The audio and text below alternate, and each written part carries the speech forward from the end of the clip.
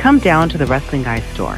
Find your favorite WWE action figures and favorite WWE Superstars t-shirts.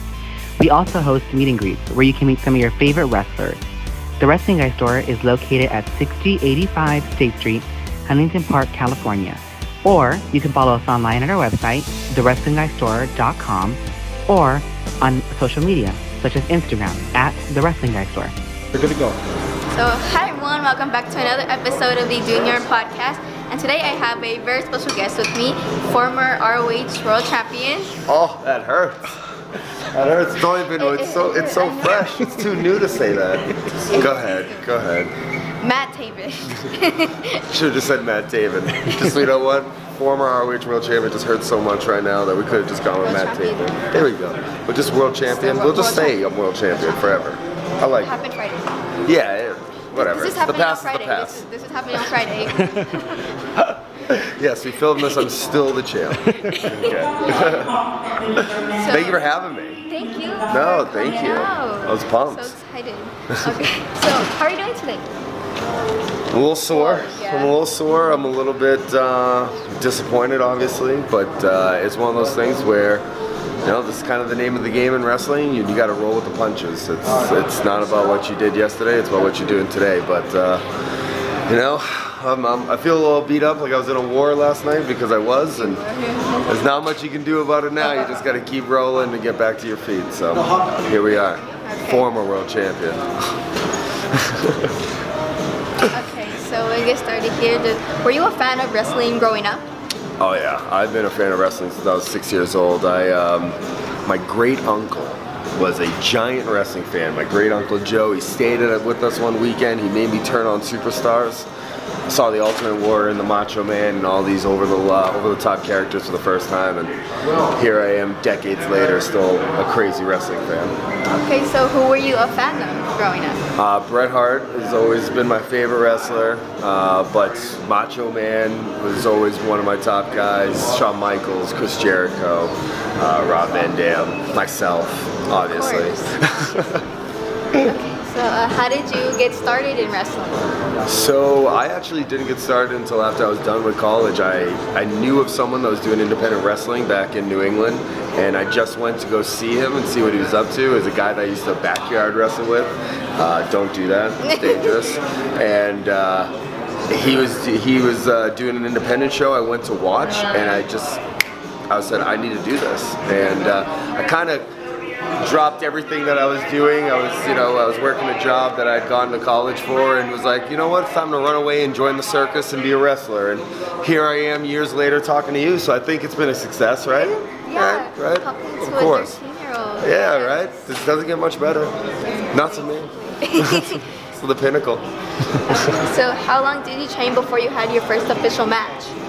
You know what, actually not too long, only a couple months. My first match was in March 7th of 2008, and I think I had started training maybe 3 months before that, so it was a pretty quick transition into being right in the ring, but I was terrible for a long time, so I mean, even after my first match, it took a long time to kind of really figure out what I was doing, but you know, things worked out in the end, besides for last night.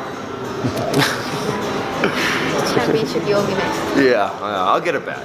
Okay, so who was your first match against? My first match was against this guy in New England named Todd Sopel. He's actually a childhood friend of mine. He was the guy that I went to go watch his match, and then ended up saying that I need to get in the ring myself, and he was my very first match. But only a couple months later, my first match against someone like a big name was against Big Daddy V, Viscera there, which was quite the experience, being a young, skinny, 22, 23-year-old guy in the ring with, you know, a guy 400 pounds standing on your back. So, you know, you learn pretty quickly in those situations. That's a mess. Okay, so how long have you been with ROH? Wow. Forever. I've been with ROH. I've been under contract since 2013, but my first dark match was in 2009. But I would really say I was kind of been around in a more steady capacity since 2012, so 7 years now. That makes you feel old. So like half your life, I've been wrestling in ROH. That's crazy, right? Okay. So how does it feel with being in ROH, what is called a top 3 company? Like when I first got into ROH, and when I first had my dark match here in 09, ROH was always that place for like the best young, new talent, the guys that were like pushing the envelope were all here. And it was the reason why I wanted to be here.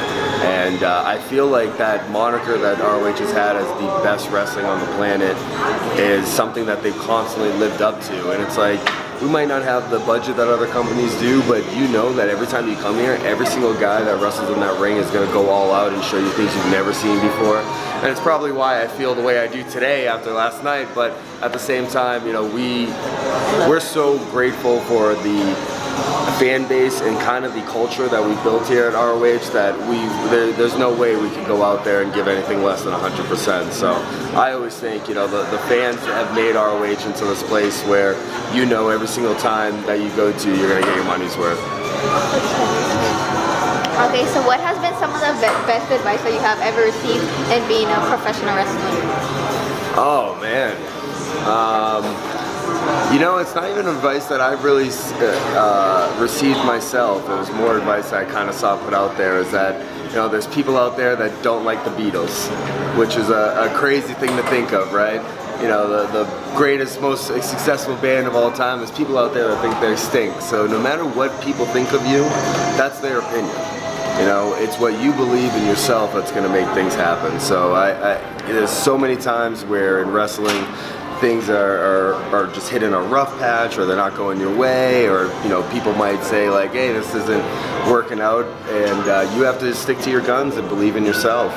And it's really a test of your will. So it's just that advice of, if you think it's working and if you believe in yourself, then go for it. Yeah. Okay. So that was great. We've come to the end of our little podcast today. Is there any way people can follow you on social media? Of course. If you know how to spell Taven, which is T-A-V-E-N, do not put an R in it. It's not tavern. Learn how to spell.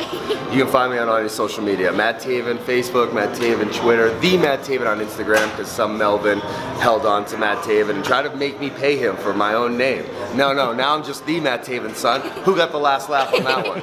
All right? Thank you so much for having me. You were fantastic. Thank you guys. Of course.